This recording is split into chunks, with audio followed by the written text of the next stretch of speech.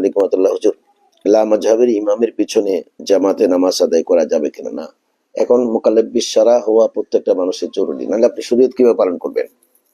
আপনি মাযহাব না মানলে তো শরীয়ত পালন করতে পারবেন না। কিভাবে আপনি এক এক মাযহাবের এক এক ভিন্নতা আছে, এবং ইসলামের সেই নির্যাসটা তুলে এনেছেন, কারণ আপনি নিজে মুস্তাহিদ না। ইসলামের কোনো মাসালা আপনি নিজে কোরআন হাদিস থেকে বের করতে পারবেন না।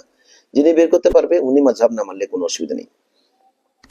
এমন জ্ঞানী পণ্ডিত যে উনি নিজেই কোনো সংকট হলে কোরআন হাদিস থেকে মাসালা বের করে আনতে পারে, তাহলে উনি মাযহাব না মানলে কোনো অসুবিধা নেই। আপনি আমার সাধারণ মানুষের জন্য কি অবস্থা হবে?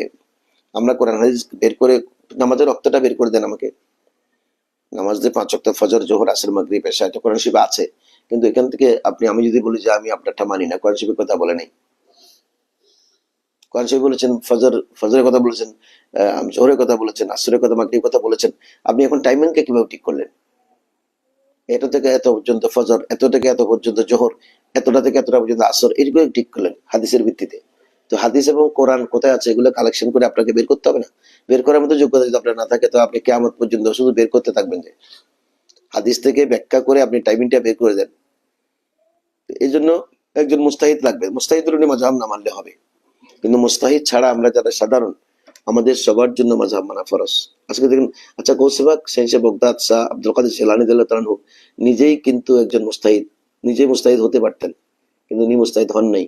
উনি একজন হাম্বলি মাযহাবের অনুসারী ছিলেন, উনি নিজেও মাযহাব মেনেছেন। নিজে মুস্তাহিদ হবার সমস্ত যোগ্যতা এনার কাছে ছিল। কাজে ইমাম বুখারী রাহমাতুল্লাহি আলাইহি নিজে মুস্তাহিদ ছিলেন।